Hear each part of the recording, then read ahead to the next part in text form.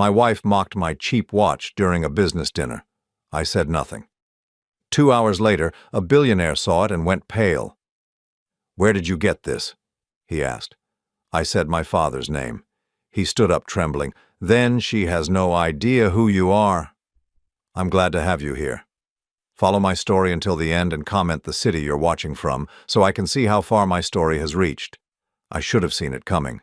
After 30 years of marriage, you learn to read the signs."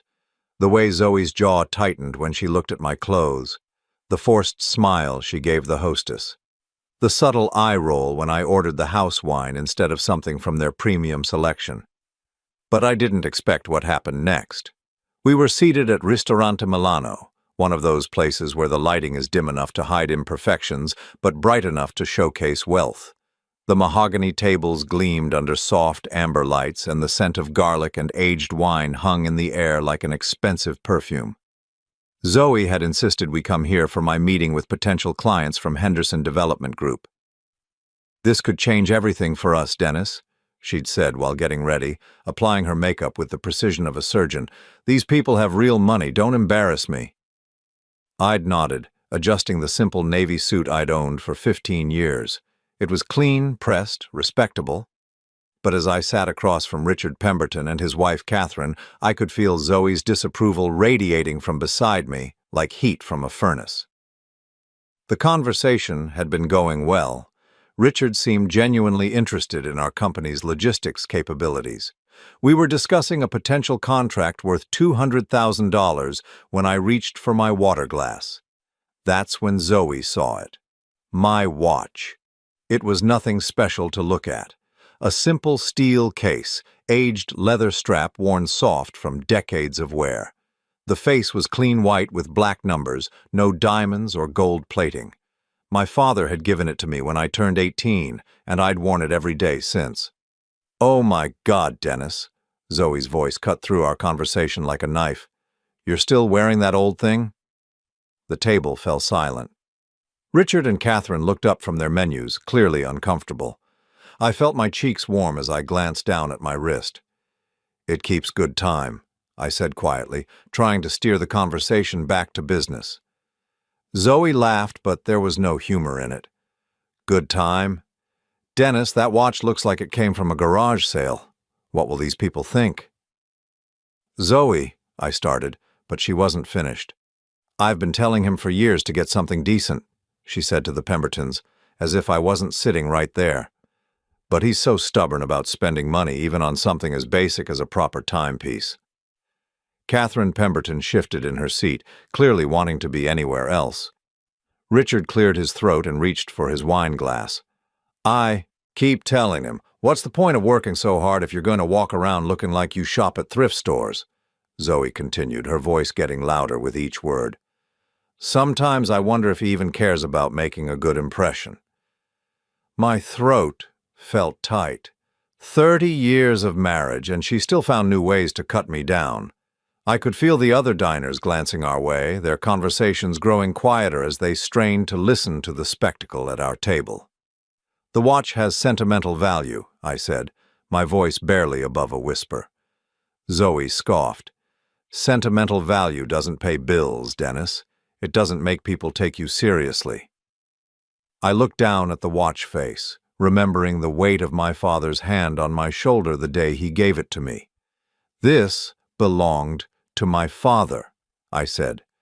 "Your father who worked in a shipyard his whole life," Zoe shot back. "Your father who never owned anything worth more than his monthly paycheck. God, Dennis, when are you going to stop living in the past and start thinking about our future?" The words hit me like physical blows. I felt something crack inside my chest, something that had been bending under pressure for years finally reaching its breaking point. Richard Pemberton was staring into his wine glass as if it held the secrets of the universe. His wife was studying her napkin with intense concentration. "Maybe we should order," I suggested weakly. "Yes, let's focus on why we're here," Zoe said, suddenly switching back to her charming hostess voice. "Dennis gets so emotional about the strangest things, it's actually sweet in a way." But the damage was done. The conversation limped along for another hour, but I could see it in Richard's eyes. The deal was dead. Who would want to do business with a man whose own wife treated him like a failure in public? As we waited for the check, Zoe excused herself to the restroom. Richard leaned forward slightly, his voice low. "That's an interesting piece you're wearing," he said, nodding toward my watch. I looked down at it, surprised. "Thank you, it's not worth much." "May I?" he asked, gesturing toward my wrist. Confused, I unbuckled the strap and handed it over. Richard held it carefully, turning it over in his hands. His expression changed as he examined the case back. His eyes widened slightly, and I saw his hand tremble almost imperceptibly. "Where did you get this?" he asked, his voice strange. "It was my father's," I said. "He gave it to me when I graduated high school." Richard continued staring at the watch, his breathing shallow. "What was your father's name?" "William Morrison," I replied, confused by the intensity in his voice. Richard went completely still. For a moment I thought he might faint. He looked up at me, then back down at the watch, then up at me again. "Morrison," he whispered. Zoe returned to the table, her lipstick freshly applied, chattering about dessert. She stopped mid-sentence when she saw Richard holding my watch. "I hope Dennis isn't boring you with stories about that old thing," she said with a forced laugh. Richard didn't respond. He was still staring at me with an expression I couldn't read. Slowly, carefully, he handed the watch back to me. "Keep it safe," he said quietly. "It's more important than you know." Zoe rolled her eyes. "See what I mean? Everyone's too polite to tell him the truth." But Richard wasn't being polite. There was something in his eyes that made my skin prickle, something that suggested this evening was far from over. As we gathered our things to leave, Richard pressed his business card into my hand. "Call me tomorrow," he said. "We need to talk." Walking to the car, Zoe was already dissecting every moment of the dinner, cataloging my failures like items on a shopping list. "Well, that was a disaster," she said, clicking across the parking lot in her heels. "Did you see their faces when you wouldn't shut up about that stupid watch? God, Dennis, sometimes I think you try to sabotage us." I unlocked the car in silence, my mind replaying the look in Richard Pemberton's eyes. Something about that watch had shaken him to his core. But what? And why did I have the feeling that everything was about to change? As I started the engine, I caught my reflection in the rearview mirror. For 30 years, I'd been the man Zoe saw when she looked at me. A disappointment, a failure, someone to be ashamed of. But tonight, for just a moment, I'd seen myself through different eyes.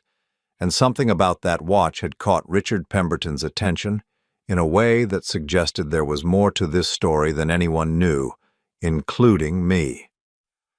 I didn't sleep that night. I lay in bed listening to Zoe's steady breathing beside me, turning Richard Pemberton's business card over and over in my fingers until the edges were soft from handling. The way he'd looked at my watch kept playing in my mind like a broken record. This wasn't the first time someone had noticed it, but it was the first time anyone had reacted that way. Most people glanced right past it, just like Zoe said they would, just like she'd been telling me for 30 years. The clock on our nightstand read 3:47 when I gave up trying to sleep. I slipped out of bed, careful not to wake Zoe, and padded downstairs to the kitchen. Our house was modest, a 2-bedroom ranch we'd bought when we were first married. Beige walls, generic furniture from department stores, nothing that spoke to who we really were, or at least nothing that spoke to who I really was. I made coffee and sat at our small kitchen table, the watch laid out in front of me under the fluorescent light. In the harsh glare, it looked even more ordinary than usual. The leather strap was cracked in places, the steel case scratched from years of daily wear. But I'd never cared about its appearance. It was the last thing my father had given me before he died. The memories came flooding back, as they always did when I held the watch in the quiet hours. My father's voice, deep and gravelly from years of cigarettes. "This watch has been in our family for 3 generations, Dennis. It's not about what it's worth, it's about what it represents." I'd been 18 then, standing in his study overlooking the harbor. The smell of salt air drifted through the open windows, mixing with the leather and tobacco scent that always clung to his clothes. Ship models lined the shelves, each one a reminder of the business he'd built from nothing. "What does it represent?" I'd asked. "Choice," he'd said simply. "The choice to be who you really are, not who the world expects you to be." At the time, I thought I understood. Now, sitting in my kitchen at 3 in the morning 30 years later, I wondered if I'd ever understood anything at all. Zoe had made her opinion of my father clear from the beginning. To her, he was just a blue-collar worker who'd gotten lucky. She never understood why I spoke of him with such respect, why I kept his photograph hidden in my wallet, why I wore his watch every single day. "You're living in the past, Dennis," she'd say whenever his name came up. "Your father worked in a shipyard. He fixed boats. There's no shame in that, but there's no glory in it either." But she was wrong about him. She was wrong about a lot of things. My father hadn't just worked in shipyards, he'd owned them. Multiple shipyards, up and down the East Coast. Morrison Maritime had been one of the largest private shipping companies in the country when I was growing up.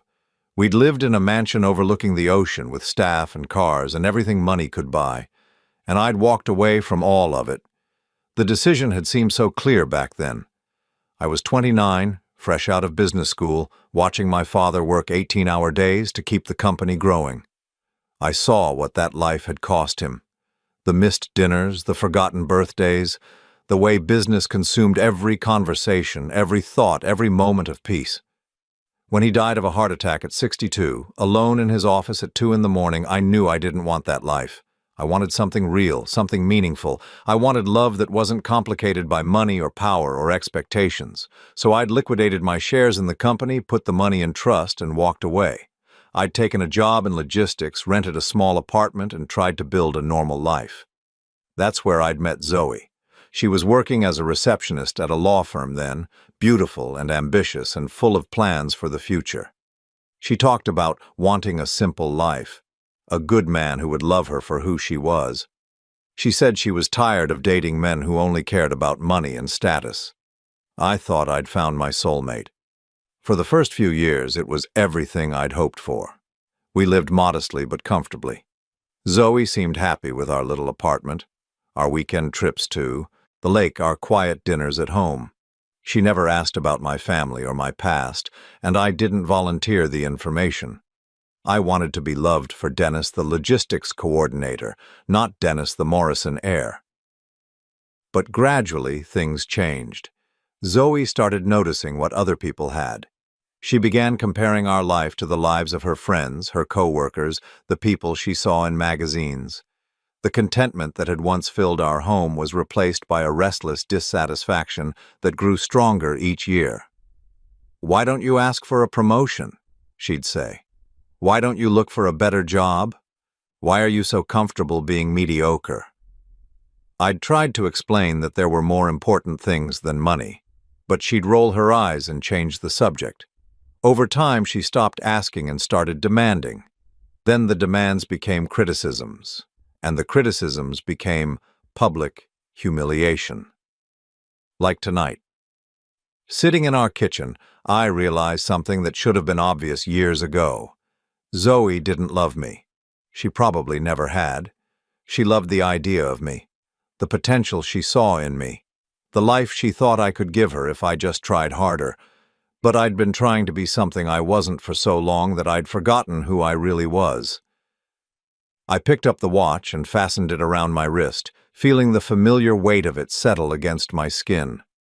My father had been right about choice. For 30 years, I'd chosen to be the man Zoe wanted me to be. The man who apologized for his clothes, his car, his watch, his dreams. The man who sat quietly while his wife destroyed his dignity in front of strangers. I thought about Richard Pemberton's reaction, the way his hands had trembled when he'd held the watch. Something about it had shaken him, something that went far beyond its modest appearance. And tomorrow I was going to find out what that was. I finished my coffee as dawn light began creeping through our kitchen windows. Upstairs I could hear Zoe stirring, beginning another day of disappointment in the life she'd chosen. But something was different now. For the first time in years, I felt like I was waking up too. I had a phone call to make. The watch was all I had left of the man I used to be.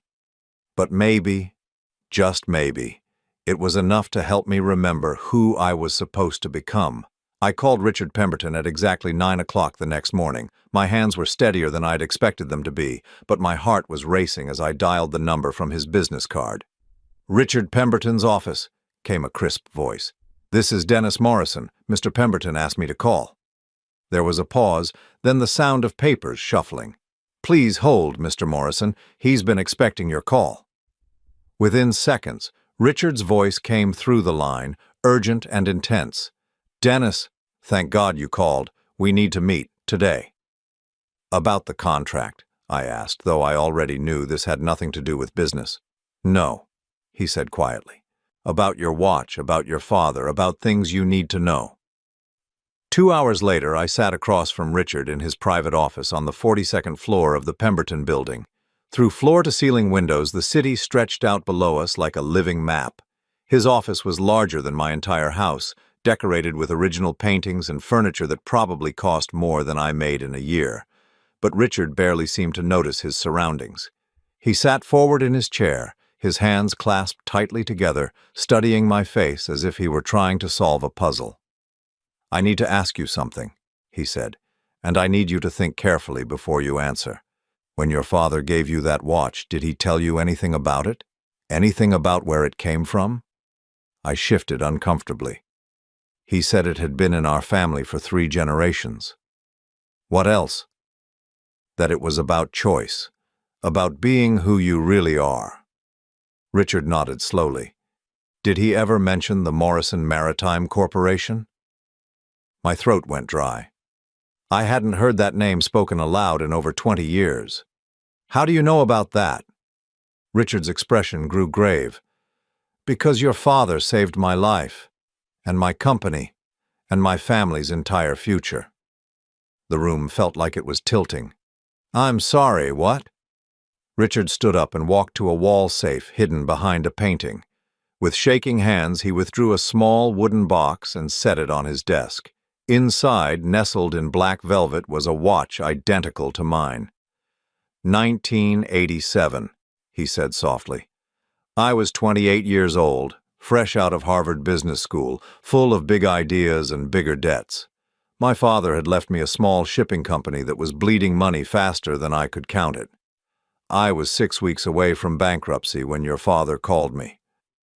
I stared at the watch in the box, my mind reeling. My father called you? William Morrison didn't just own Morrison Maritime, Richard continued. He was the most respected man in the shipping industry. When smaller companies were failing, he'd step in, not to buy them out or absorb them, but to help them succeed. He saw potential where others saw problems. Richard picked up his watch, holding it carefully. He gave me a loan of $5 million. No collateral required except my word. He said if I was serious about building something lasting, I needed to prove it to myself first. $5 million, I whispered. The terms were simple. Pay it back when I could, with minimal interest, but there was one condition. Richard's voice grew thick with emotion.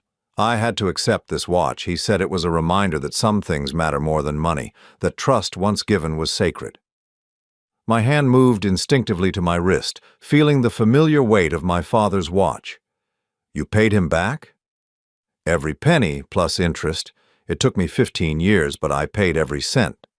By then, Pemberton Development had become what it is today. He gestured to the opulent office around us. Your father made all of this possible. The room was spinning now. All these years, I'd thought my father was just a successful businessman.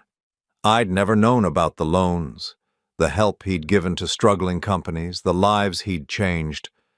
There's more, Richard said quietly. The watch he gave you isn't just any timepiece. It's a 1943 Patek Philippe, commissioned specifically for your grandfather. There are only 12 like it in existence, all made for the original Morrison Maritime Board of Directors. I felt the blood drain from my face.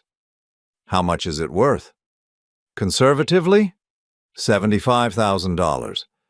But that's not why it matters. Richard leaned forward. Dennis, that watch is a symbol. It identifies you as William Morrison's heir. The man who walked away from one of the largest maritime fortunes on the East Coast. The words hit me like physical blows. How do you know I walked away? Richard smiled sadly. Because your father told me. He was proud of you for choosing your own path, but he was also worried. He said you'd given up everything to chase something real, something meaningful. He hoped you'd find it. And have I? The question slipped out before I could stop it. Richard's expression grew serious. That's not for me to say, but I will tell you this. Watching your wife humiliate you last night, seeing you sit there and take it, that's not the behavior of a man who's found what he was looking for. Shame burned in my chest. She doesn't know. About my family, about the money, I never told her. Why not? I thought about Zoe's criticism, her constant disappointment, her need for status and wealth. Because I wanted to be loved for who I am, not what I have. Richard was quiet for a long moment. And how's that working out for you? The question hung in the air between us like smoke. I thought about 30 years of apologizing for my clothes, my car, my ambitions. 30 years of being made to feel like I wasn't enough.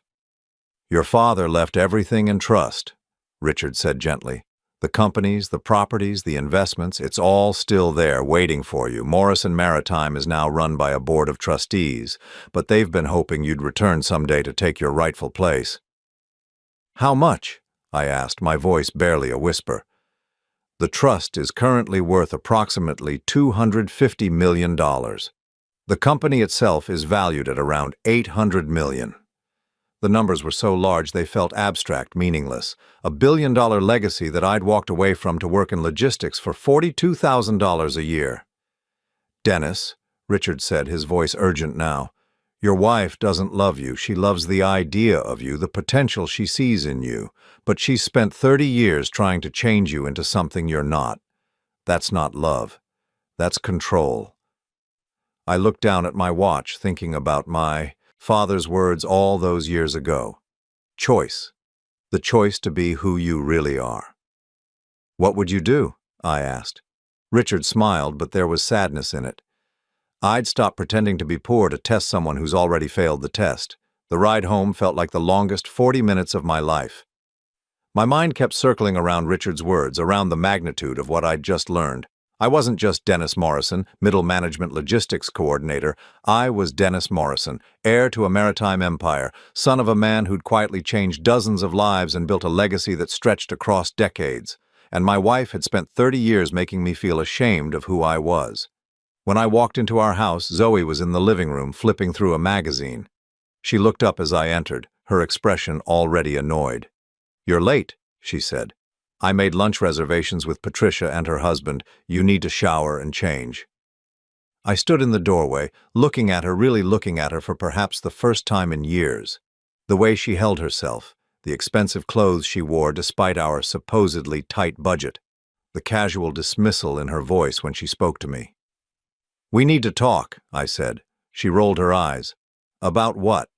If this is about last night, Dennis, I'm not apologizing for telling the truth. You can't keep walking around looking like you don't care about success.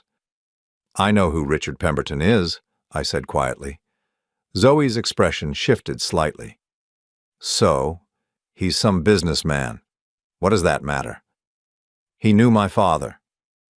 Your father's been dead for 30 years, Dennis. What could that possibly matter now? I walked over to her chair and knelt down beside it so we were eye level. She looked startled by the gesture, probably because I hadn't been this close to her voluntarily in months. Zoe, I said carefully, what if I told you that everything you think you know about me is wrong?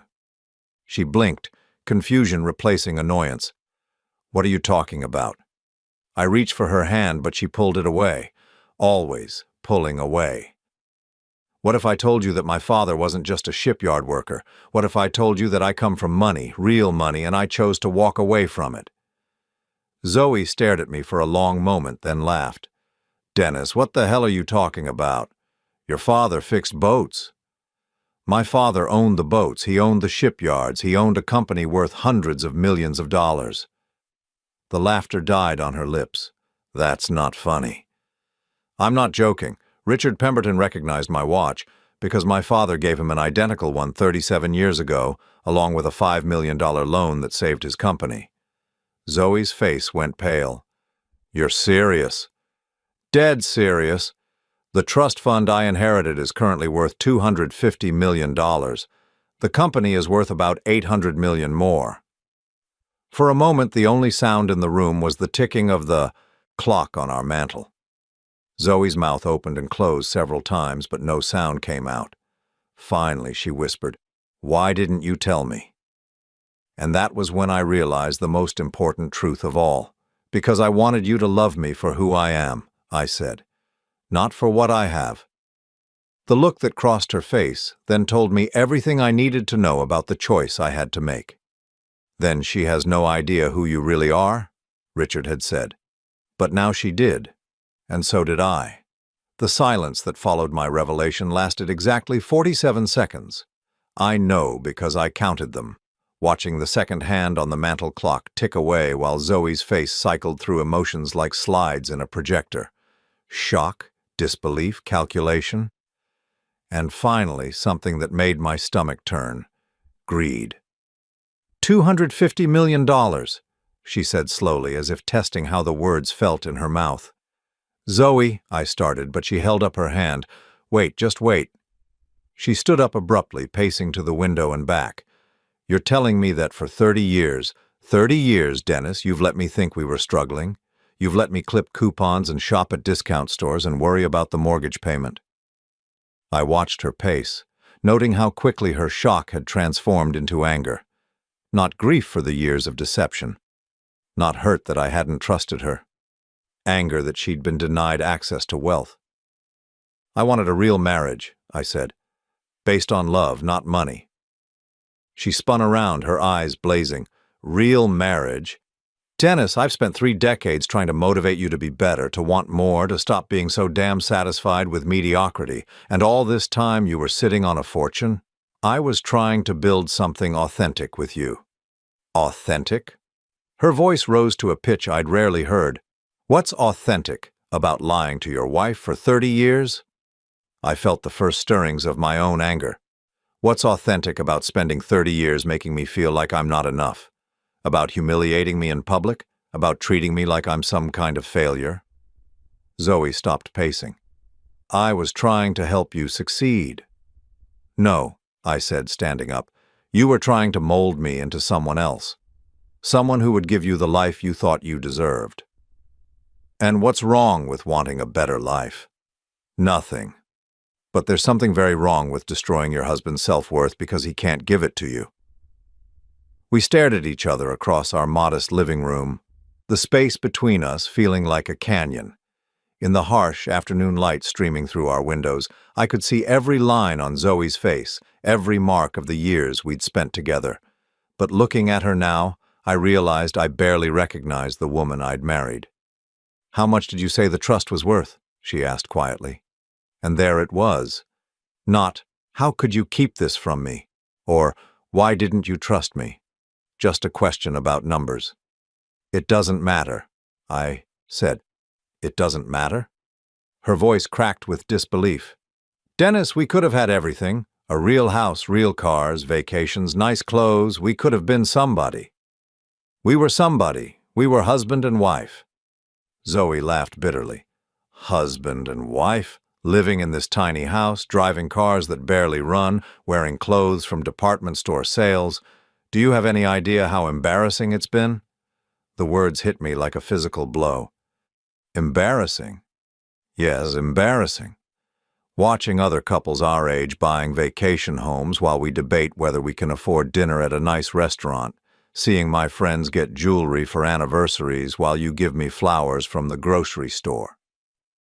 I thought about the grocery store flowers, how I'd chosen them carefully each time, looking for the freshest blooms, the prettiest colors.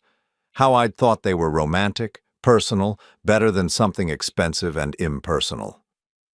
I thought the flowers were sweet, I said weakly. Sweet doesn't pay for a lifestyle, Dennis. I sat back down heavily, feeling decades older than my 61 years. What lifestyle? What kind of lifestyle requires you to humiliate your husband in front of strangers? Zoe's expression softened slightly, but not with remorse, with strategy. She came over and sat on the arm of my chair, her hand touching my shoulder. "Honey," she said, her voice taking on the tone she used when she wanted something. "I know I've been hard on you sometimes, but I was just trying to push you to reach your potential. I never stopped believing in you." I looked up at her, seeing the calculation behind her eyes. "Really?" "Of course. And now that I know the truth, now that I understand what you've been going through, we can fix this. We can access the trust, start living the life we should have had all along." "The life we should have had?" "Yes. The life you were born for. The life your father built for you." She squeezed my shoulder. "Think about it, Dennis. We could travel, see the world. We could buy a real house, something we could be proud of. We could finally be happy." I stared at her, watching her spin this fantasy of wealth and status, and I felt something cold settle in my chest. "Zoe, what about the last 30 years? What about all the times you made me feel worthless?" She waved a hand dismissively. "That's in the past. We're talking about our future now. But the past matters. The past is what brought us here.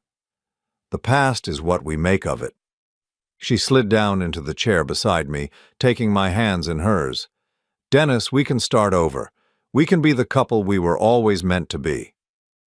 I looked down at our joined hands, remembering when holding hands with Zoe had made me feel complete. Now it just felt like another manipulation. "What if I said no?" I asked quietly. Her hands stiffened in mine. "No to what?" "No to accessing the trust, no to changing our life. What if I said I want to keep living?" "Exactly as we have been?" Zoe pulled her hands away. "That would be crazy. Why would you want to stay poor when you could be rich?" "Because I'm not poor. I'm simple. There's a difference." "Simple is just another word for settling." I looked around our living room, at the modest furniture we'd chosen together, at the photographs on the walls documenting 30 years of what I'd thought was a shared life. But looking at them now, I realized that in most of the pictures, Zoe was posed, performing for the camera. I was usually looking at her with genuine affection, while she was looking at the lens. Even in our photographs, we'd been living in different realities. "Zoe," I said carefully, "if I access the trust, what happens to us?" "What do you mean?" "I mean, what changes between us? Do you suddenly start respecting me? Do you stop criticizing everything I do? Do you stop making me feel like I'm not enough?" She was quiet for a moment, and I could see her choosing her words carefully. "We'll both change. Money changes everything. We'll be different people." "I don't want to be a different person. I want to be loved for who I am right now." "Dennis, be realistic. Love isn't enough if you're not happy." "But I was happy. Or at least I was trying to be, until you made it clear that my happiness didn't matter to you." Zoe stood up abruptly. "This is ridiculous. You're sitting on a fortune and you want to keep living like we're broke college students. I want to keep living authentically. Authentic poverty is still poverty." I felt something fundamental shift inside me, like a gear clicking into place. "Zoe, answer me honestly. If I told you right now that I was never going to access the trust, that we were going to live exactly as we have been for the rest of our lives, would you stay married to me?" The question hung in the air between us. I watched Zoe's face, saw the moment she realized what I was really asking. Not whether she'd stay, whether she'd be happy to stay. Her silence was answer enough.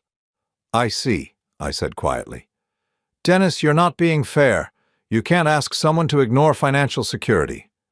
"I'm not asking you to ignore it. I'm asking if you love me enough to live without it." "That's not the same thing." "Isn't it?" Zoe sat back down, but this time she didn't touch me. "What are you saying?" I reached up and touched my watch, feeling the smooth metal case, the worn leather strap. My father's legacy. Not the money or the company or the properties. The choice. The choice to be who you really are, regardless of what the world expects. "I'm saying I've made my decision about our marriage," I said. Zoe went very still. What decision? I met her eyes, seeing clearly for perhaps the first time in decades. I'm saying that 30 years is long enough to wait for someone to love me for who I am. The color drained from her face. Dennis, don't be hasty. We can work this out. Can we? Because I don't think you even know who I am. You've spent so long trying to change me that you've never bothered to actually see me. That's not true. When's my birthday, Zoe? She blinked. What? My birthday. When is it? October 15th. October 23rd. What's my favorite food? Dennis, this is silly. What's my favorite food? Zoe's mouth opened and closed. You're not picky. Blueberry pancakes, like my mother used to make. I've told you that 100 times. I felt tears threatening, but I pushed them back. What's my biggest fear? Dennis, stop. My biggest fear is spending the rest of my life with someone who sees me as a project to be fixed instead of a person to be loved. Zoe was crying now, but I couldn't tell if the tears were genuine or strategic. We can fix this, we can go to counseling, we can start over. I stood up, feeling lighter than I had in years. No, Zoe, we can't. Because the problem isn't our marriage, the problem is that you don't love me. You love the idea of me, the potential of me, the money I could give you, but you don't love me. That's not true. Then prove it. Tell me right now that if we never access the trust, if we live in this house and drive these cars and shop at discount stores for the rest of our lives, you'll be happy. Tell me you'll stop trying to change me. The silence stretched between us, filled with 30 years of disappointment and unmet expectations. Finally, Zoe whispered, I can't. And just like that, it was over. I'd made my choice. Now I had to live with it. The next 3 days passed in a strange, hollow quiet. Zoe and I moved around each other like strangers sharing a hotel room, polite but distant. She'd wake up early and leave for work without saying goodbye. I'd come home to find dinner waiting on the counter, still warm but with no invitation to eat together. On the surface, it looked like we were giving each other space to think, but I knew what was really happening.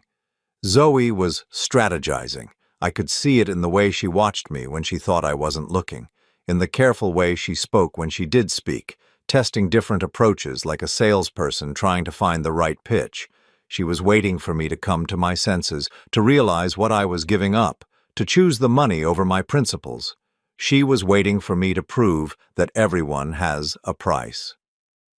The call from the lawyers came on Thursday morning. I was in my office, staring at spreadsheets that seemed meaningless now when my phone rang. Mr. Morrison, this is James Patterson from Patterson, Wells and Associates. I represent the Morrison Maritime Trust. My heart started pounding. How did you get this number? Mr. Pemberton contacted us. He said you might be ready to discuss your inheritance. I closed my eyes, leaning back in my chair. Richard had made the call I'd been avoiding for 25 years. I'm not sure I'm ready for that conversation, I said. Sir, if I may, the trust has been waiting for you for over 2 decades.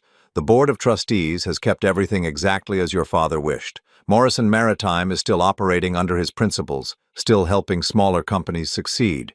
Your return would honor his legacy. Honor his legacy. The words stuck with me through the rest of the workday. When I got home, Zoe was waiting in the living room, dressed in the navy blue dress she wore to important occasions. Her makeup was perfect, her hair styled like she was going somewhere special. We need to talk, she said. I sat down across from her, noting that she'd positioned herself in the chair that caught the best light from our window. Even in our most serious conversations, Zoe was performing. I've been thinking, she began, her voice carefully modulated, about what you said the other day, about love and authenticity and all of that. I waited. You're right, she continued. I have been trying to change you, I admit that. But Dennis, I was only trying to help you reach your potential. My potential? According to who? According to anyone with eyes. You're brilliant, you're capable, you come from an incredible family legacy. Why shouldn't you embrace that? I studied her face, looking for genuine emotion beneath the careful presentation. Because embracing the legacy means abandoning the choice that made it meaningful in the first place. Zoe leaned forward, her expression earnest. But what if the choice was wrong? What if your father intended for you to come back eventually? He left that decision to me. Then make a different decision now. People change their minds. People grow. She reached for my hands, and this time I let her take them. Dennis, we could do so much good with that money. We could help people, support charities, make a real difference in the world. I looked down at our joined hands, feeling the softness of her skin, remembering when her touch had meant everything to me. What charities, Zoe? She blinked. What? What charities would you want to support? What causes matter to you? I watched her scramble for an answer, saw the moment she realized she'd been caught in another performance. Well, there are so many important causes. Children, education, the environment. Which children? Which schools? What aspect of the environment? I pulled my hands away gently. Zoe, you can't even name a single cause you care about beyond your own comfort. Her mask slipped for just a moment, revealing the frustration underneath. Fine. Yes, I want a better life. Is that so wrong? Is it wrong to want nice things, to want security, to want to feel proud of what we've accomplished? No, I said quietly. But it's wrong to build that life by tearing down your partner. I never tore you down. Last Monday night, you called me embarrassing in front of strangers. You've spent 30 years making me apologize for who I am. Zoe's voice rose slightly. I was trying to motivate you. To become someone else. To become the best version of yourself. According to your definition of best. We stared at each other across the coffee table, the weight of 3 decades pressing down between us. I could see Zoe calculating, trying to find the right words to turn this conversation in her favor. Dennis, she said finally, her voice softer now, almost vulnerable. I love you. I've loved you for 30 years. Yes, I've made mistakes, but every marriage has problems. We can work through this. Do you love me? I asked. Of course I do. Then answer me this. If I choose to access the trust, will you love me more? The question caught her off guard. I saw her eyes widen slightly, saw her mouth open and close as she searched for the right answer.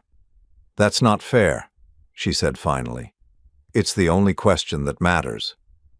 Love isn't quantifiable, Dennis. It's not like there's a meter that goes up and down. Isn't there? I stood up, walking to our mantel where our wedding photo sat in a silver frame. We looked so young, so hopeful, so completely unaware of what we were promising each other. Because for 30 years it's felt like your love for me was directly tied to your satisfaction with our lifestyle. That's not true. I turned back to her. Then why did you never ask about my family? In 30 years of marriage, why did you never wonder why I never talked about my childhood, my father's work, my inheritance? Zoe was quiet for a long moment. I thought you were ashamed of your background. I was protecting it. There's a difference. Protecting it from what? From someone who might love it more than they love me. The words hung in the air between us like smoke. I watched Zoe's face cycle through emotions, landing finally on something that looked like genuine hurt. Is that really what you think of me? She whispered. I sat back down, suddenly exhausted. Zoe, I think you're a good person who got lost somewhere along the way.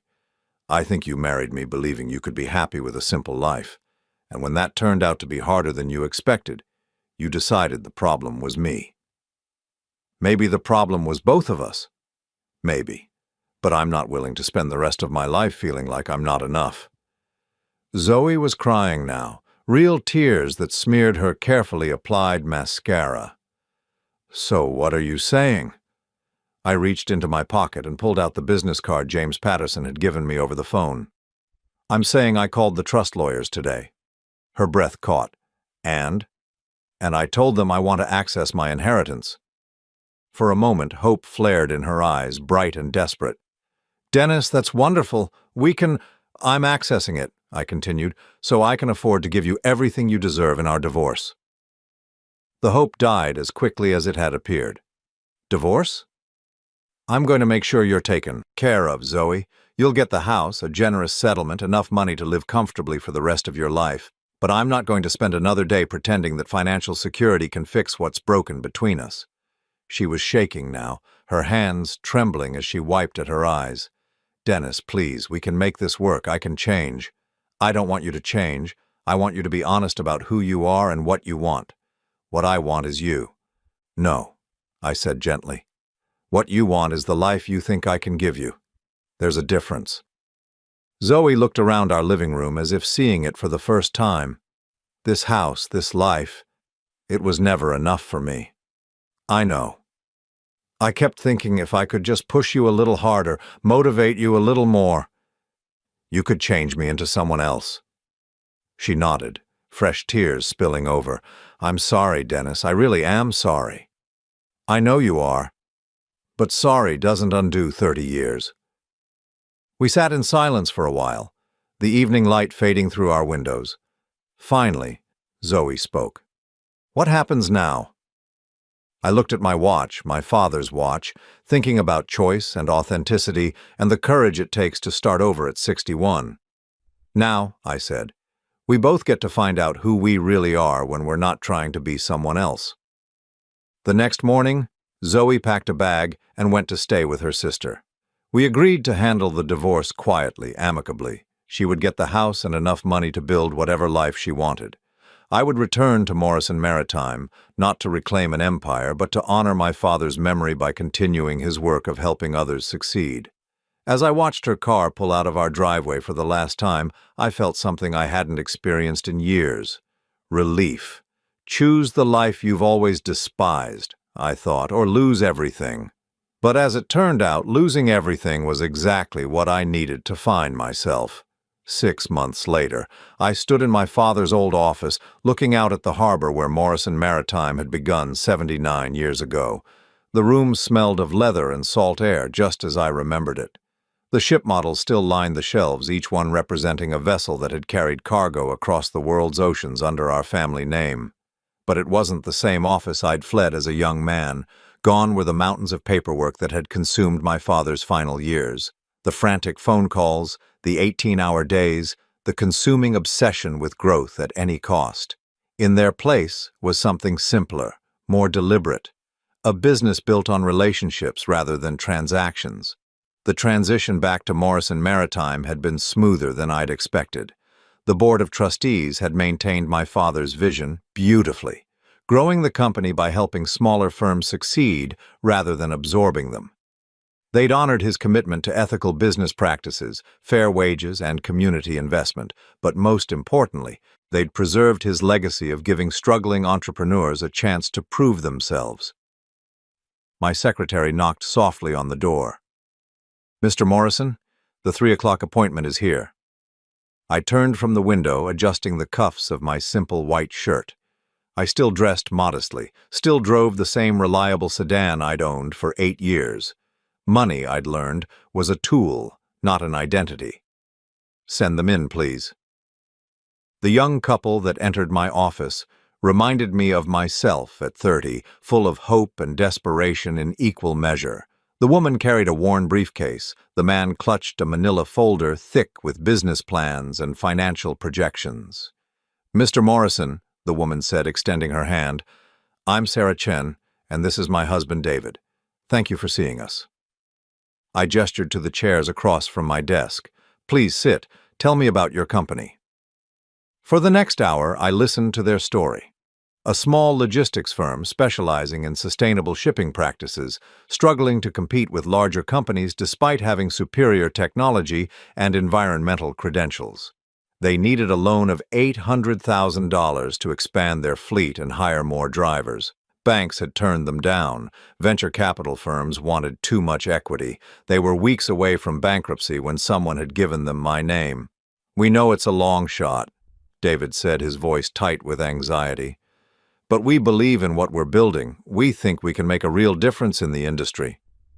I studied their business plan, noting the attention to detail, the realistic projections, the clear understanding of their market. But more than that, I saw something in their eyes that reminded me of Richard Pemberton all those years ago. The hunger to build something meaningful, not just profitable. What makes you think you can succeed where others have failed? I asked. Sarah leaned forward. Because we're not trying to be the biggest, we're trying to be the best. Our customers stay with us because we care about their success, not just our bottom line. I smiled, thinking of my father's words about building relationships rather than empires. I'm going to approve your loan, I said. The relief on their faces was immediate and profound. David's eyes filled with tears, and Sarah gripped her husband's hand tightly. "Thank you," she whispered. "You have no idea what this means to us." Actually, I do. I opened my desk drawer and pulled out a small wooden box. Inside, nestled in black velvet, was a watch identical to the one on my wrist. "This comes with the loan." David looked confused. "I don't understand." "It's a reminder," I said, fastening the watch around his wrist, "that some things matter more than money, that trust once given is sacred, and that success isn't measured by what you accumulate, but by what you help others achieve." As they left my office, their gratitude filling the air behind them, I felt the deep satisfaction that had eluded me for so many years. This was what my father had built. Not just a company, but a legacy of helping others succeed. My phone buzzed with a text message. I glanced at the screen and smiled. "Dinner tonight. I'm making those blueberry pancakes you love." Ellen. Ellen Martinez had come into my life 3 months ago when she'd interviewed me for a local newspaper article about Morrison Maritime's community investment programs. She was a widow, a retired teacher who now freelanced as a journalist. She drove a 12-year-old Honda, lived in a small apartment filled with books, and had never asked me about my money. Instead, she asked about my dreams, my fears, my favorite foods and childhood memories. She listened when I talked about my father, about the choices that had shaped my life, about the 30 years I'd spent trying to be someone I wasn't. I texted back, "I'll bring the coffee, the good kind from that little shop you like." Her response came immediately. "Perfect. Don't forget to wear that handsome watch." I looked down at my father's timepiece, thinking about the chain of choices that had brought me to this moment. Walking away from the family business, marrying a woman who couldn't love me as I was, hiding my true identity for 30 years, finally finding the courage to reclaim it. Each decision had seemed monumental at the time, but now I understood they were all part of the same journey. The journey to discover who I really was when I stopped trying to be someone else. The intercom buzzed again. "Mr. Morrison, there's a call for you on line 2. "Who is it?" "A Zoe Morrison. She says it's personal." My heart skipped slightly. In the 6 months since our divorce, Zoe and I had spoken only through lawyers.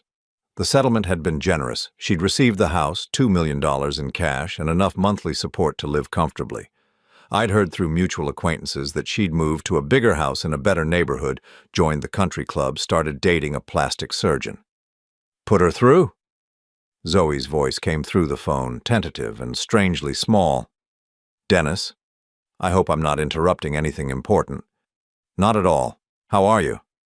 I'm fine. Good, actually. The house is beautiful, and Richard, that's who I'm seeing now. He's very successful." "I'm glad you're happy."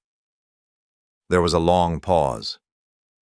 "Dennis, I saw the article about Morrison Maritime in the newspaper, about the loans you're giving to small businesses. Ellen did a nice job writing it." "Ellen?" "The reporter who interviewed me. We've been spending time together." Another pause, longer this time. "I'm happy for you, Dennis, really." I waited, sensing there was more. "I called because I wanted to apologize," she said finally. "Not for the divorce. I think we both know that was the right thing, but for the years before that, for making you feel like you weren't enough." I was quiet for a moment, surprised by the emotion in her voice. "Thank you for saying that." "You were always enough, Dennis. I just couldn't see it. I was so focused on what I thought we should have that I never appreciated what we did have." "We both made mistakes, Zoe. Maybe. But you never made me feel worthless. You never criticized everything I did or made me apologize for who I was." Her voice cracked slightly.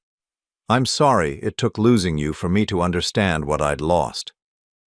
I looked out at the harbor, watching a cargo ship make its way slowly toward the port. "Are you happy now? Really happy?" "I'm comfortable. Richard gives me everything I thought I wanted. But Dennis, comfortable isn't the same as happy, is it?" "No," I said gently, "it's not. I hope Ellen knows how lucky she is. I'm the lucky one." After we hung up, I sat in the quiet of my father's office, thinking about the different paths our choices create. Zoe had chosen comfort and status. I had chosen authenticity and connection. Neither was wrong, but only one had led to peace. At 6:30, I left the office and drove to Ellen's apartment. She greeted me at the door wearing jeans and a paint-stained sweater, her gray hair pulled back in a messy ponytail. She looked beautiful. "How was your day?" she asked, taking the coffee from my hands and kissing my cheek. "Good. I helped a young couple save their business." "That must feel wonderful." I followed her into the small kitchen, watching her move efficiently around the space, preparing the pancake batter from scratch. This was what I'd been searching for all those years without knowing it. Not just love, but the right kind of love. Love that celebrated who I was, instead of trying to change me. "Ellen," I said, "can I ask you something?" "Of course." "When you first met me, when you interviewed me, what did you think?" She smiled, not looking up from the mixing bowl. "I thought you were the most genuinely content person I'd ever met. You seemed comfortable in your own skin in a way that's very rare." "Even though I'm not flashy, not trying to impress anyone?" She stopped stirring and looked at me directly. "Dennis, do you know what impressed me most about you?" "What?" "The way you talked about your father. The respect in your voice, the pride in carrying on his work, and that watch." She nodded toward my wrist. "Most successful men wear expensive watches as status symbols. You wear yours like a prayer." I felt my throat tighten with emotion. "I love you." "I love you too." She went back to stirring the batter. "Now sit down and tell me about this young couple you helped today." As I told her about Sarah and David Chen, about their dreams and struggles and hopes for the future, I realized something profound. For the first time in my adult life, I was exactly where I was supposed to be. Not because I'd achieved something or accumulated something or impressed someone, but because I'd finally stopped, pretending to be anyone other than myself. The watch on my wrist ticked steadily, marking the moments of a life finally lived authentically. Outside Ellen's kitchen window, the city lights twinkled like stars, and somewhere across town, a young couple was probably celebrating the loan that would save their business. My father had been right about choice.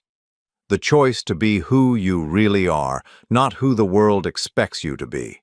It had taken me 61 years to fully understand that lesson, but better late than never. I was home at last, not in a place, but in myself. And for the first time in my life, that was more than enough.